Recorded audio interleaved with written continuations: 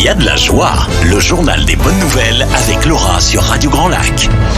Ce n'est pas Laura qui est là ce soir.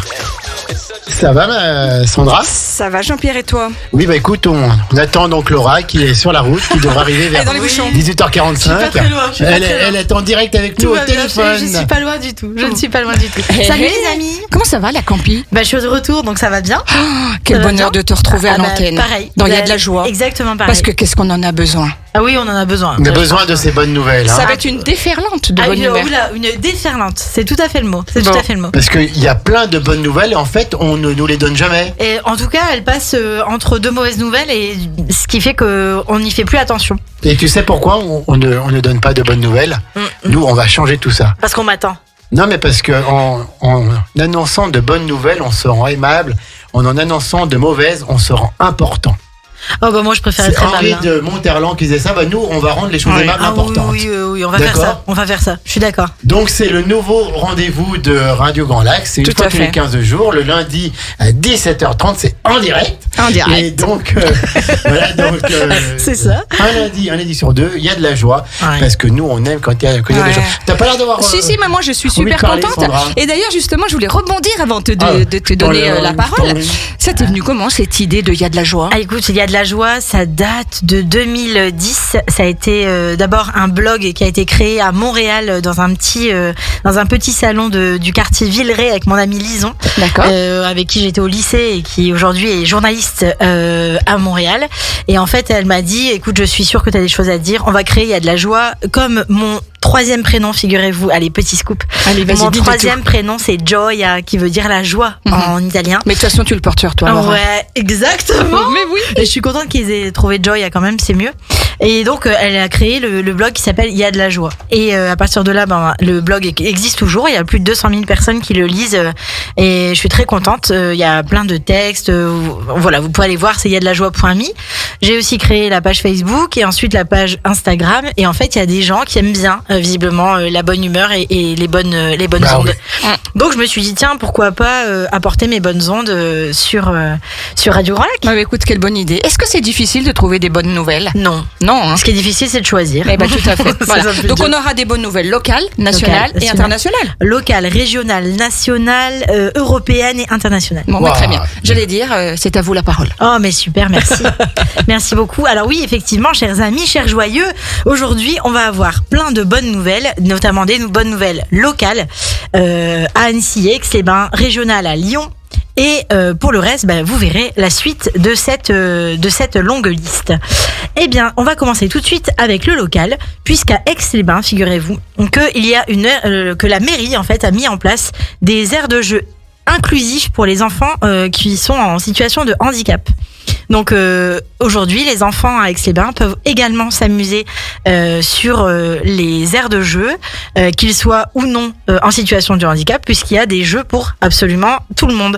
Et ça, pour le moment, c'est déjà à l'espace Lamartine au Grand Port, au square Guillan au Petit Port, au square Alfred Boucher et à la place Maurice Mollard. Et à terme, en fait, la mairie d'Aix-les-Bains voudrait qu'il y ait sur chacune des aires de jeu de la ville un jeu inclusif en fait, auquel pourront également jouer les enfants, par exemple en fauteuil. Ça, c'est une excellente nouvelle. Oui, tout à fait.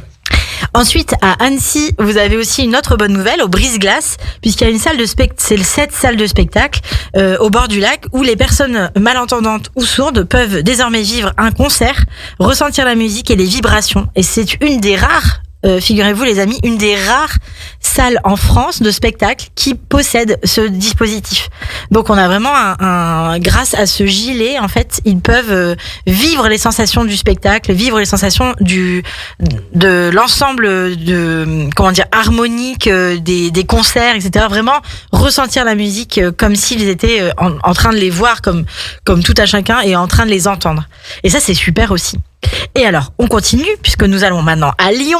Figurez-vous que la boulangerie, le bistrot boulanger, donc ça c'est dans le 9e arrondissement de Lyon, il donne ses invendus du jour et de la veille au Resto du Cœur, mais également aux étudiants. Et il y a énormément d'étudiants qui vont faire la file d'attente devant leur boulangerie, et ça c'est juste génialissime parce que ils ont mis une petite annonce sur les réseaux sociaux et d'une petite annonce de fil en aiguille, énormément de monde est venu et ils se retrouvent avec des files d'attente impressionnantes devant leur boulangerie, et je trouve que l'idée pourrait donner des idées à d'autres boulangers locaux, par exemple. Au passage.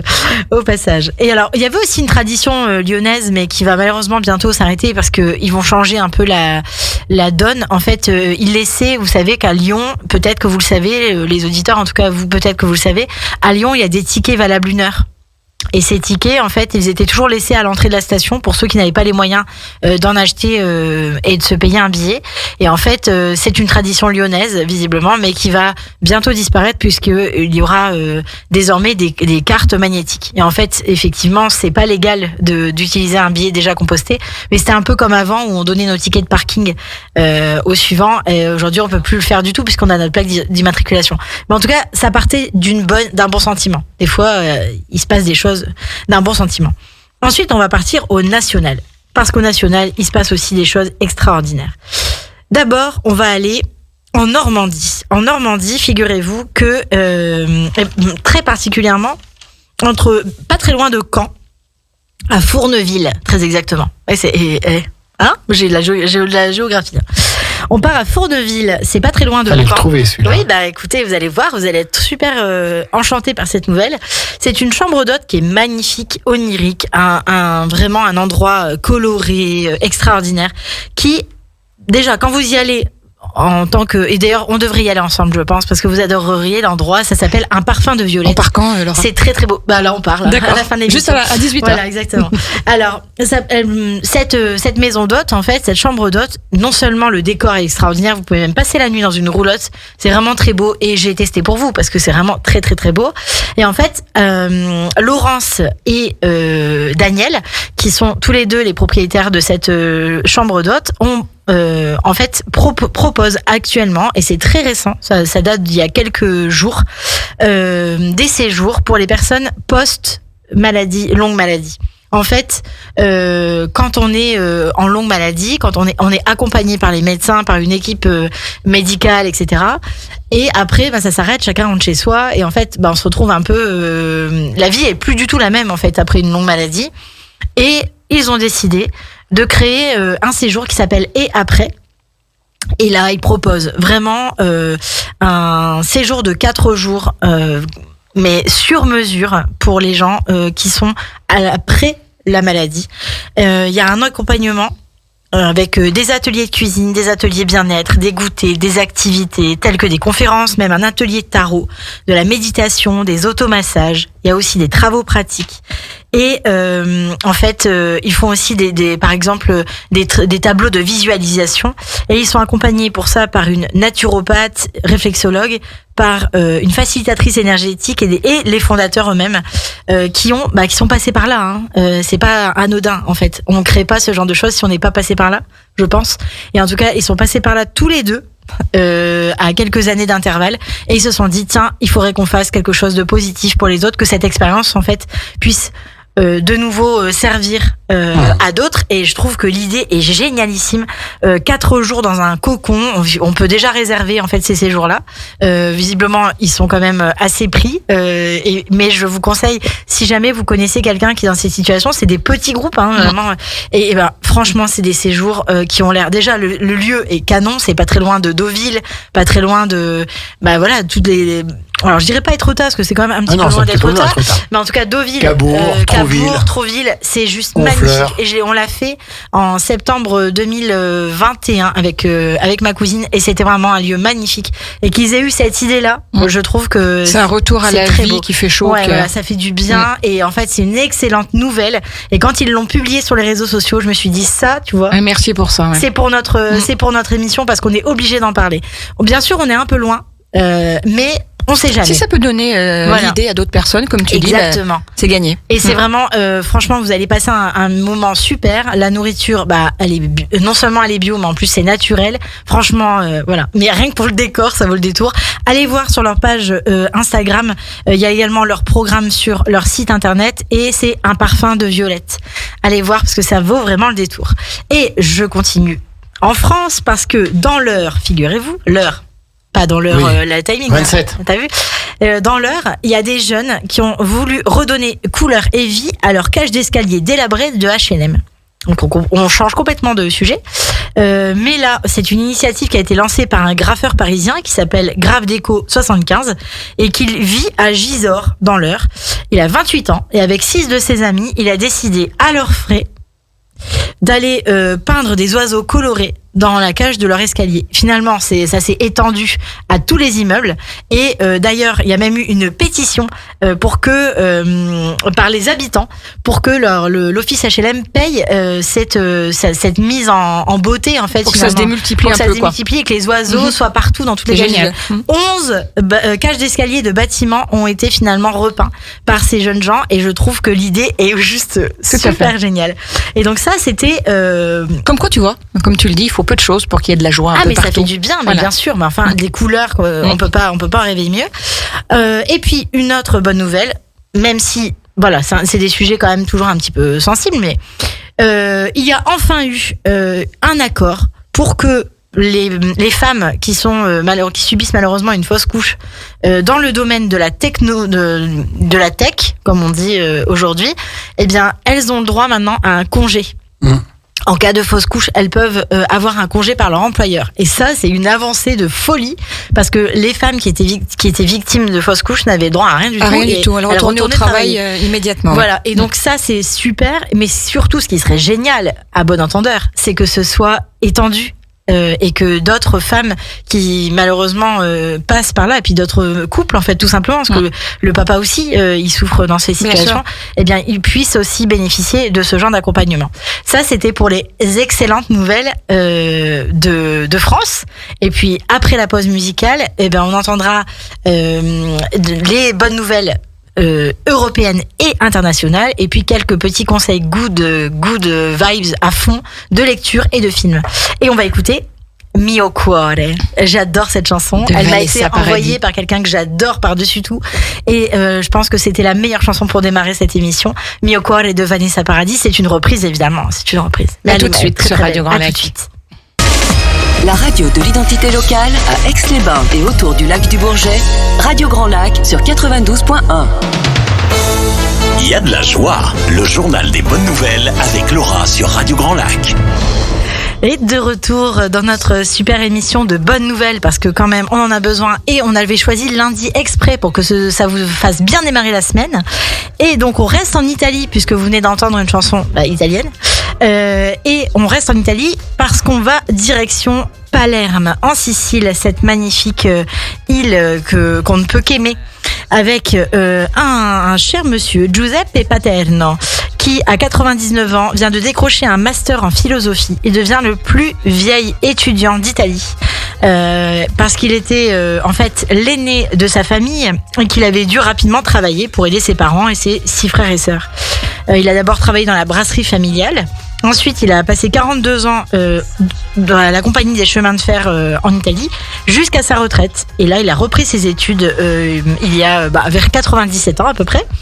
Il a repris ses études. Il a d'abord obtenu son diplôme de licence et ensuite il a obtenu son master en histoire et philosophie avec mention bien sûr. Et alors sa thèse était portée sur la vision du christianisme de Locke, Kierkegaard et Heidegger.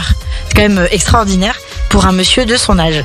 Et ça, c'est une excellente nouvelle parce que ça prouve que voilà, il n'y a pas d'âge pour apprendre et il n'y a pas d'âge pour entreprendre des choses qui nous tiennent à cœur. Et lui, il avait vraiment envie de faire des études et il adorait bien sûr la philosophie. 99 ans, tu te vois bien partir passer un master à 99 ans toi ? Non, je pense pas, Laura. Eh ben, lui, il a fait un master de philo et d'histoire. Donc comme quoi, 99 ans, tout est possible. On part maintenant aux États-Unis. puisqu'elle est passée un petit peu sous les radars, mais en fin 2022, la bonne nouvelle, c'était que les USA ont révoqué l'obligation de faire tester les médicaments sur les animaux. Et donc ça y est, c'est terminé, on ne fera plus tester les médicaments sur les animaux. C'est une première mondiale, parce que cette réglementation, elle datait de 1938. Alors c'est pas la fin du recours à l'expérimentation animale, mais c'est déjà un premier pas, sachant que sur les animaux, j'aurai encore une bonne nouvelle après. Et également aux États-Unis, un jeune homme qui est youtubeur qui s'appelle MrBeast a payé les opérations de la cataracte d'1 millier de personnes. 130 millions d'abonnés sur YouTube, et sur les 3 dernières semaines qui viennent de s'écouler, Jeff Levinson, spécialiste de la cataracte, a opéré 1000 personnes, sachant qu'aux États-Unis, les opérations, c'est pas comme chez nous, on peut avoir des remboursements, etc. Là-bas, certaines personnes ne voyaient plus rien du tout et avaient besoin d'argent pour pouvoir payer ces opérations. Et lui, il fait régulièrement ce genre de choses. Il distribue des tickets gagnants de la loterie, il distribue des valises avec des billets, etc. aux États-Unis. Et cette fois-ci, il a fait ça. Il a dépensé des millions de dollars en fait. Il a 24 ans ce garçon. Il gagne 54 millions de dollars par an avec ses vidéos. Et maintenant, en fait, il distribue vraiment sa fortune aux plus démunis. Il a aidé des gens grâce aux associations d'aide aux plus précaires à Jacksonville, en Floride. Et il a aussi financé des opérations en Jamaïque, en Indonésie, en Honduras, au Kenya et au Brésil. Donc, bravo. En fait, c'est juste une excellente nouvelle et je trouvais ça génialissime. Parce que des fois, en fait, il voulait prouver avec ça que c'était juste une question d'argent et qu'avec simplement les gens avaient besoin d'être opérés, qu'ils n'en avaient pas les moyens, et il voulait aussi pousser d'autres personnes qui gagnent comme lui beaucoup d'argent à faire le même type de geste. Et puis aussi au rayon des bonnes nouvelles, on a également l'excellente nouvelle, c'est que 6 espèces ont été sauvées des prémices de l'extinction grâce à la restauration d'écosystèmes. Et ça, je trouve ça juste beau, parce qu'on parle d'antilopes, de gorilles, de jaguars, d'animaux marins tels que le dugong, d'un serpent inoffensif qui s'appelle, alors son petit nom magnifique, Alsophis antigar, qui n'a pas été, ils sont passés de 50 à 1100 entre 1995 et aujourd'hui. On était vraiment mal barrés. Et les butors. Alors les butors, ils ont pas l'air comme ça, mais en fait un butor, c'est pas si méchant que ça, et ça a besoin de vivre aussi.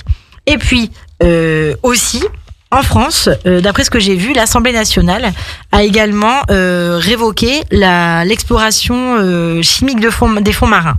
Et ça aussi, c'est une bonne nouvelle, parce que c'était un engagement qui avait été pris durant la COP, la dernière COP. Je sais plus le numéro, mais en tout cas la dernière COP. Et c'est une excellente nouvelle parce que c'est aussi une première. Donc finalement, les États font des petits efforts quand même, et je trouve que c'est quand même sympa. Voilà pour les excellentes nouvelles de cette émission, mais c'est pas fini, parce que j'ai encore d'autres bonnes ondes à vous distribuer. D'abord, petit conseil lecture Good Vibes. Le premier, c'est un livre d'Agnès Ledig. Vous dit quelque chose ou pas? Vous avez déjà lu ces livres? Non?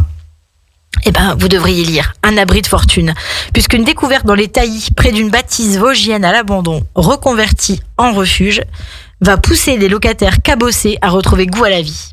Et ça, déjà, rien que le titre, rien que l'histoire, elle me donne envie. Sachant que Agnès Ledig a une écriture superbe, toujours pleine d'espoir, toujours pleine de douceur. Ça fait vraiment du bien par où ça passe. Et ensuite, on a une autre auteure qui est celle-ci savoyarde. Et donc, quand même, de temps en temps, il faut quand même parler des talents qu'on a près de chez nous. Céline Bréant.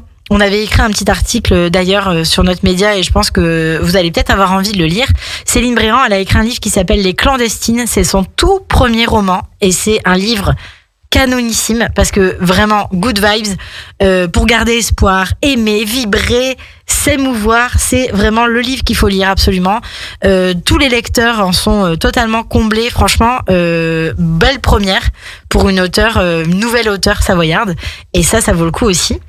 Et puis ensuite, je vous ai sélectionné quelques petites séries et films au cinéma, good vibes également. Alors, d'abord les séries. J'ai découverte pendant les fêtes de Noël, elle est toujours disponible. C'est une série italienne qui s'appelle Je déteste Noël. Elle est rigolote comme tout, ça se passe à Venise. C'est une fille qui veut absolument ramener un amoureux à Noël chez ses parents. Et c'est une catastrophe ambulante, cette fille. Elle est médecin, hein, donc c'est quand même pas... elle travaille à l'hôpital. Mais alors, niveau amour, elle enchaîne les catastrophes. Et dans la vie, de manière générale, elle est très maladroite. Et donc, c'est vraiment rigolo, ça se regarde tout seul, c'est plein de bons sentiments. Enfin voilà, ça fait vraiment du bien. Et puis, Évidemment, cette série que personne ne peut louper, c'est New Girl, une série magnifique avec Zooey Deschanel. Franchement, je vous la recommande parce qu'elle fait du bien dedans, elle fait du bien dehors, elle fait du bien tout le temps. De toute façon, cette série, elle est vraiment super. Et si vous avez envie de vous rigoler 2 minutes, vous avez toujours The Good Place avec l'excellente Kristen Bell qui est franchement à tomber par terre. Donc cette série aussi, je vous la recommande pour les bonnes ondes. Toujours, on est sur ça, hein, de toute façon, c'est un petit peu le leitmotiv. Et au cinéma, forcément, je ne pouvais pas passer à côté d'une comédie belge, parce que vous savez mon amour pour la Belgique. Ailleurs, si j'y suis, sera au cinéma le 29 mars prochain, avec Jérémy Régnier. Alors, le garçon fait un burn-out et il s'enfuit dans la forêt, au fin fond d'une forêt. Voilà, il lâche tout, sa femme, son boulot, sa vie, ses amis, tout ce qu'il peut lâcher. Il lâche tout et il se faufile au fond de la forêt. Et puis il décide comme ça de vivre une nouvelle vie, une nouvelle aventure.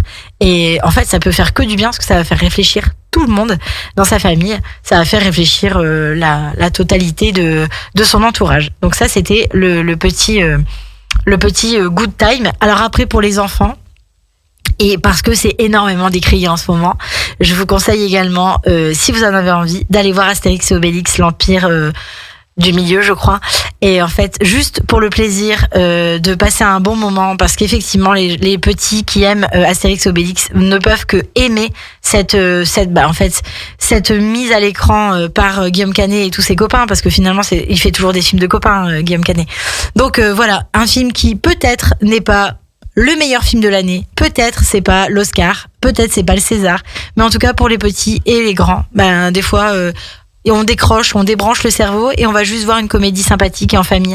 C'est comme tu le disais très justement, Sandra. Mais après tout, c'est quoi le cinéma ? Le cinéma, c'est un divertissement. Bien Donc sûr. On va se divertir en fait, tout simplement. On n'est pas juge, on n'est pas que critique et on s'en fout.